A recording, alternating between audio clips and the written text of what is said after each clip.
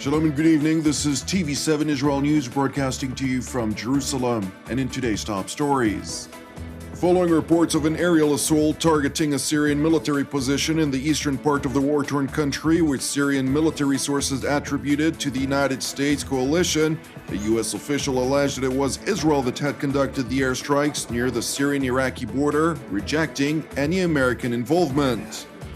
It has been cleared for publication that Israel's former Energy Minister Gonen Segev, who served under the government of late Prime Minister Yitzhak Rabin in the early 90s, was arrested about a month ago under allegations of espionage on behalf of the Islamic Republic of Iran.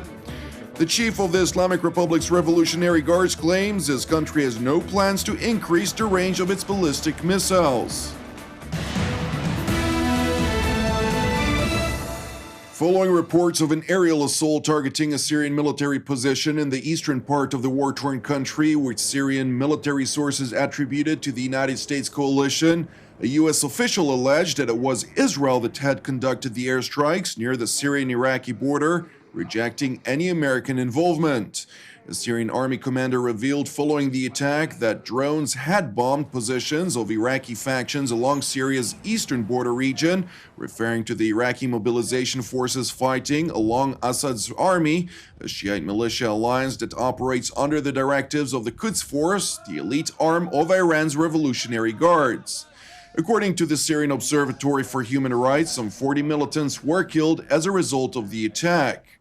While TV7 was unable to confirm the American official's allegation of Israel's responsibility, a statement by Prime Minister Netanyahu a day earlier, in which he reiterated Jerusalem's resolve to thwart Iran's military entrenchment in Israel's northern neighbor, not only adjacent to the border with the Jewish state but across all of the war-torn country, may have been a signal to both Tehran and Damascus that Jerusalem's reach is indeed beyond the 40 kilometers asserted as an Israeli red line. It is important to note that the strike attributed to Israel would boost the country's deterrence, considering the fact that the location of the airstrikes is a long distance from Israel, forcing an Israeli aircraft to overcome significant logistical obstacles to reach its target undetected. Now, in other news, it has been cleared for publication that Israel's former Energy Minister Gonen Segev, who served under the government of late Prime Minister Yitzhak Rabin in the early 90s, was arrested about a month ago under allegations of espionage on behalf of the Islamic Republic of Iran. The 62-year-old former Israeli minister has been charged by Israel's security agency with aiding the enemy in wartime, committing espionage against Israel, and relaying information to the enemy. According to the Israeli security agency, Segev made contact with Iranian intelligence operatives back in 2012, apparently at his own initiative at the Iranian embassy in Nigeria, where he lived in recent years. In the course of his relationship with the Iranians, he is suspected to have visited the Islamic Republic twice. He is also alleged to have met with his handlers around the world in hotels and safe houses. It remains unclear how much classified information Segev had, considering the fact that he has not been part of Israel's top political echelon for more than 2 decades. That said, the Israeli security agency revealed that during his interrogation, it became clear that Segev had given his Iranian handlers information about the energy market, security sites in Israel, buildings, and the identity of diplomatic and security officials. In contrast, the former Israeli energy minister claimed under questioning that he had attempted to deceive the Iranians in order to gain information from them and then bring it to Israel, a claim the Israeli security agency reportedly rejected. Now to Israel's eastern neighbor, where Israeli Prime Minister Netanyahu met with Jordan's King Abdullah, during which the two leaders discussed the prospects of advancing a peace process between Israel and the Palestinians, as well as promoting bilateral economic relations, among other matters. The meeting between Netanyahu and King Abdullah, which was their first meeting in 4 years, also discussed regional developments vis-à-vis Syria and Iran.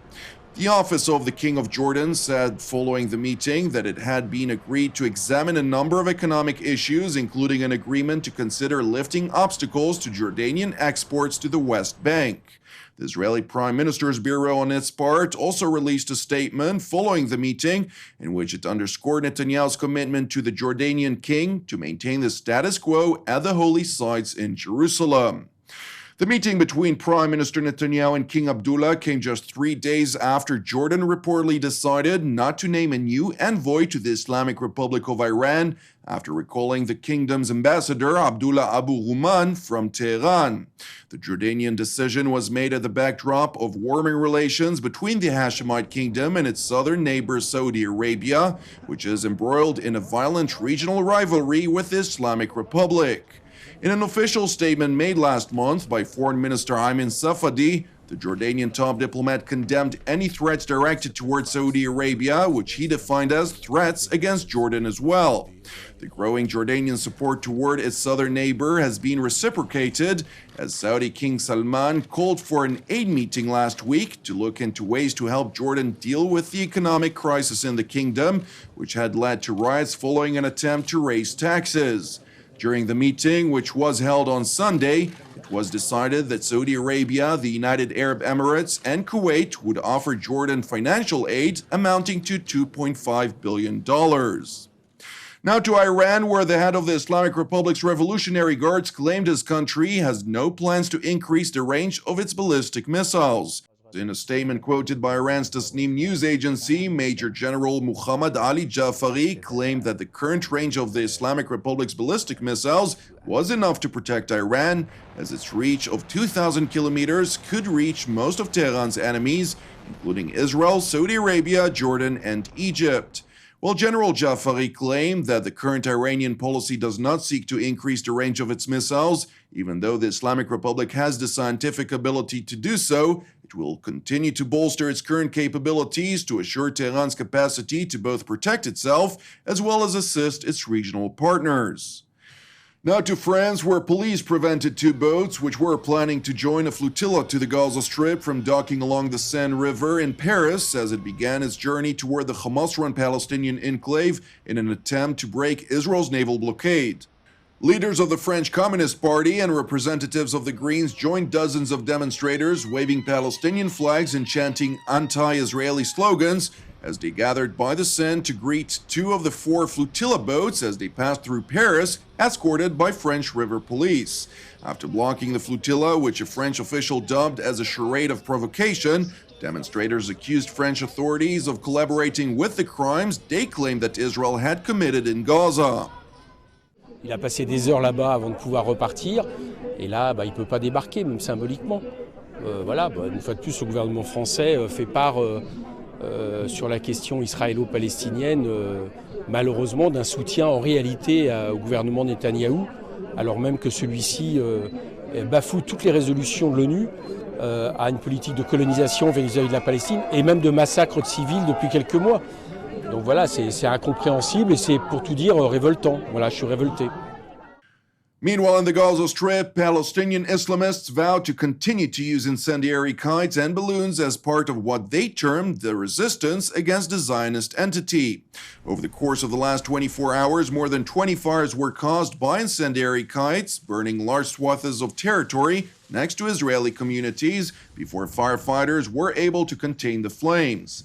While Israeli defense officials confirmed to TV7 that the IDF has indeed changed its policy in the Gaza Strip, in which it has received a green light to target Hamas installations in response to the use of incendiary kites, the officials noted, however, that it was clear that a conflagration between Israel and Hamas was only a matter of time.